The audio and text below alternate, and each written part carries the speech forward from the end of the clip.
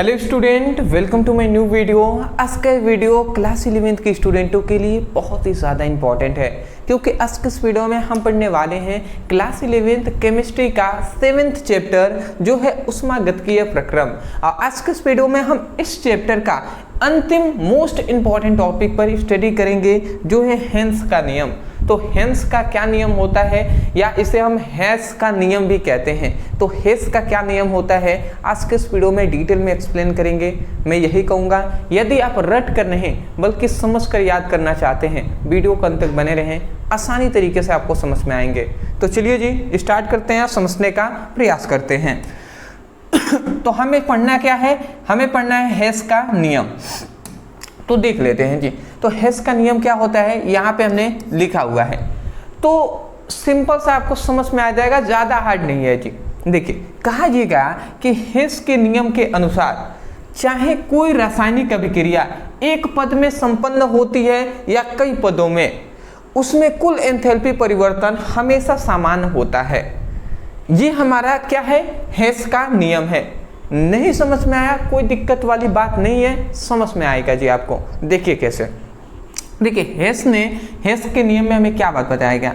Suppose date मान लेते हैं, ऐसे आपको मान लेना है, यहाँ पे मैं बता रहा हूँ। मान लेते हैं कोई अभिक्रिया ए है, ठीक है ना। अब वो अभिक्रिया ए बी में परिवर्तित हो रहा है।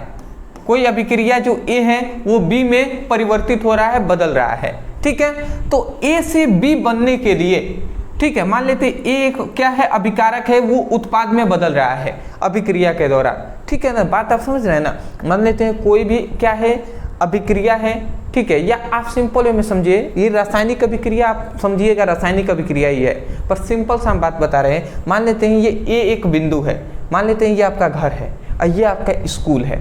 तो आपके घर से स्कूल जाने के लिए दो रास्ते हैं, एक तो ये हो गया सीधी सीधी पहुंचा देगा, और एक आपके पास ये रास्ते हैं, ये, ठीक है, एक और आपके पास रास्ता है, परंतु ये रास्ता आपको 3 जगह रुक कर जाना होगा, ठीक है ना। 3 जगह आपको रुकावट मिलेगा, ठीक है। उसके बाद मतलब यहाँ से पहले आप यहाँ जाएंगे, फिर से यहाँ से यहाँ, फिर से यहाँ से यहाँ तक जाएंगे, तब जाकर अपने स्कूल पर पहुँचेंगे।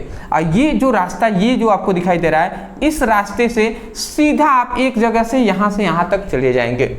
जैसे मान लेते हैं कहीं आपको, मान लेते हैं आपके स्कूल पे ही जाना हो या कहीं भी जाना होता है, तो आप मान लेते हैं पहले कोई भी आप ऑटो करेंगे तो कहेंगे भैया आप यहाँ से हमें यहाँ तक ले चलिए, ठीक है। फिर से वहाँ से हम फिर से ऑटो पकड़ के फिर से कहीं जाते हैं, फिर से वहाँ से ऑटो पकड़ के फिर से अपने मंजिल तक, अपने लक्ष्य तक पहुँचते हैं। तो वैसा ही सेम टू सेम है कि आपके पास 2 रास्ते हैं। एक तो ये है कि यहाँ से यहाँ तक डायरेक्ट पहुँचा देगा, ठीक है। तो मान लेते हैं ए जो है उसको बी में बदलने के लिए सीधा इसका जो आयनन एंथैल्पी है वो डेल एच लग रहा है, ठीक है ना। डेल एच में ये ए से बी हो जा रहा है। और दूसरा एक और रास्ता है जिसमें यहाँ से यहाँ तक पहले x तक जाएगा, फिर से x से y तक जाएगा, फिर से b तक जाएगा। तो मान लेते हैं a से b तक, एक से x तक आने में यहाँ पे आयनन जो मतलब एंथैल्पी परिवर्तन है वो डेल एच लग रहा है। फिर से x से b तक पहुँचने में फिर से आयनन एंथैल्पी H2 लग रहा है, और फिर से यहाँ तक जाने में आयनन एंथैल्पी H3 लग रहा है।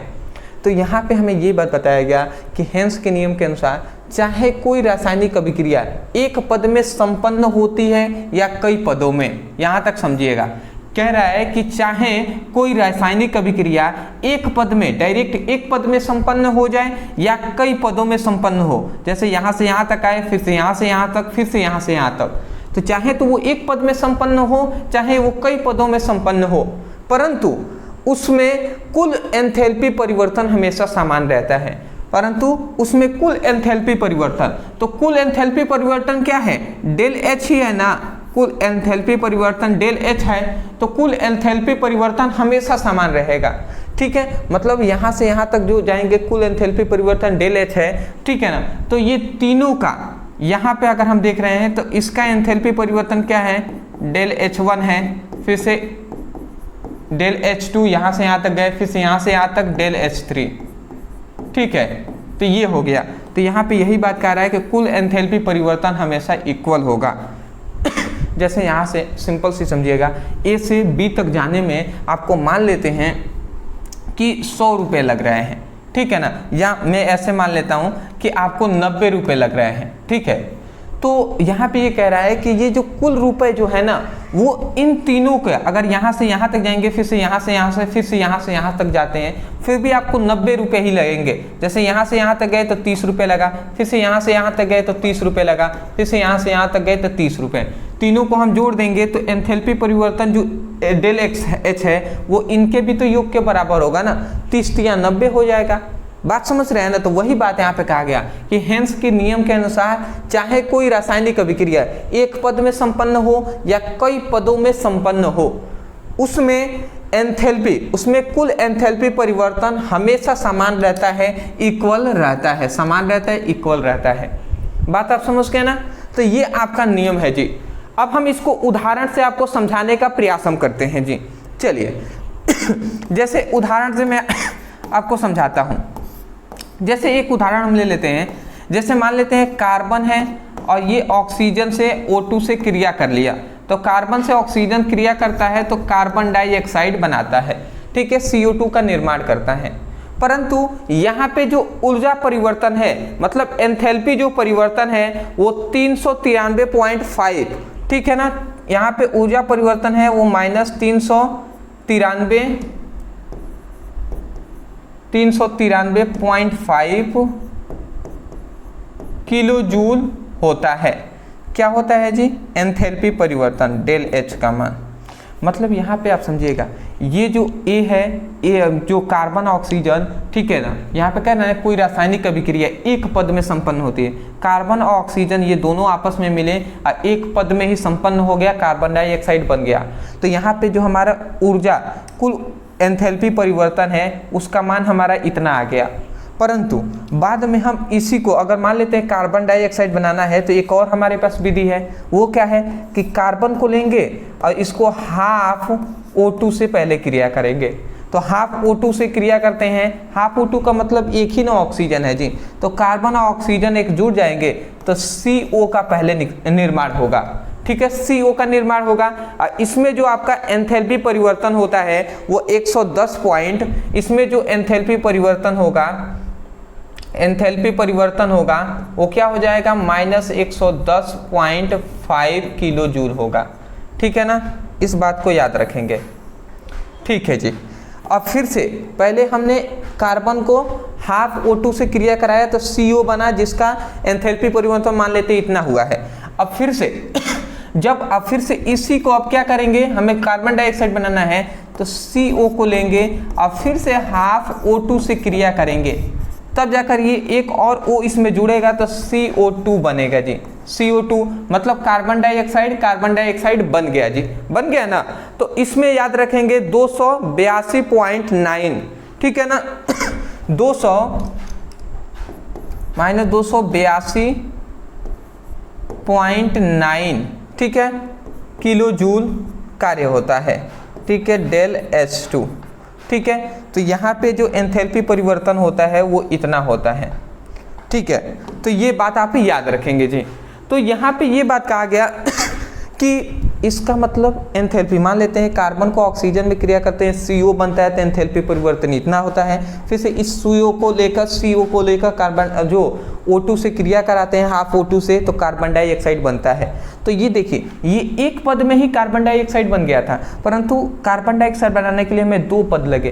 तो इन दोनों पदों का जो एंथैल्पी परिवर्तन का मान होगा, इन दोनों को हम अगर जोड़ेंगे तो जितना आएगा वो इसके बराबर होगा, -393.5 के बराबर हो जाएगा, ठीक है ना। यही बात कहने का मतलब था। तो अगर आप चाहें तो जोड़ भी सकते हैं, इसका अगर जोड़ दें डेल H इक्वल टू आप लिख लेंगे del H equal to del H1 plus del H2, इतना कर देंगे। अब इसके बाद आप मान रख के देख लीजिएगा, इसका तो यहाँ पे रखेंगे, इन दोनों को योग कर लेंगे, दोनों देखेंगे तो इक्वल ही आएगा। बात आप समझ रहे हैं ना, सिंपल सी बात है। एग्जाम्पल में आप लिखना चाहें तो ये लिख लीजिएगा, फिर से ये भी 2 लाइन लिख लीजिएगा। ये लिखने के बाद इधर साइड में एंथैल्पी परिवर्तन इतना लिख लेंगे जैसे हमने ये लिखा है। फिर से इसको लिखने के बाद ऐसे आप लिख लेंगे और नीचे आप चाहें तो ऐसे लिख कर दिखा देंगे, कोई दिक्कत वाली बात नहीं है जी। तो इतना लिख देते हैं, आपको फुल नंबर मिलेंगे। ये था आपका हेंस का नियम, जिसको समझाने का हमने प्रयास किया है। यहाँ पे यही बात बताया गया कि हेंस के नियम के अनुसार हमें क्या बताया गया कि कोई भी रासायनिक अभिक्रिया, चाहे वो एक पद में संपन्न हो या कई पदों में संपन्न हो, परंतु उसमें ऊर्जा जो उसमें एंथैल्पी परिवर्तन, उसमें जो एंथैल्पी परिवर्तन हमेशा क्या होता है, समान होता है, इक्वल होता है, बराबर होता है। ठीक है, आप स्क्रीनशॉट ले लीजिएगा। अदरवाइज मैं यही कहूँगा, यदि वीडियो पसंद आया है तो वीडियो को लाइक करके चैनल को सब्सक्राइब कर दीजिएगा, क्योंकि आपकी सपोर्ट की बहुत ज़्यादा ज़रूरत है। कोई भी टॉपिक है, यदि आपको उसको स्टडी करना है, ठीक है ना, जैसे हेंस का नियम ही नहीं पता तो आप लिखे होते हैं हेंस का नियम ब्रदर सर, इतना लिख कर सर्च कर लीजिएगा, वीडियो आपको हमारा मिल जाएगा, वहाँ से भी अपनी स्टडी कर सकते हैं। तो मिलते एक नए टॉपिक के साथ एक नए वीडियो में। Thank you so much for watching this video. Thank you.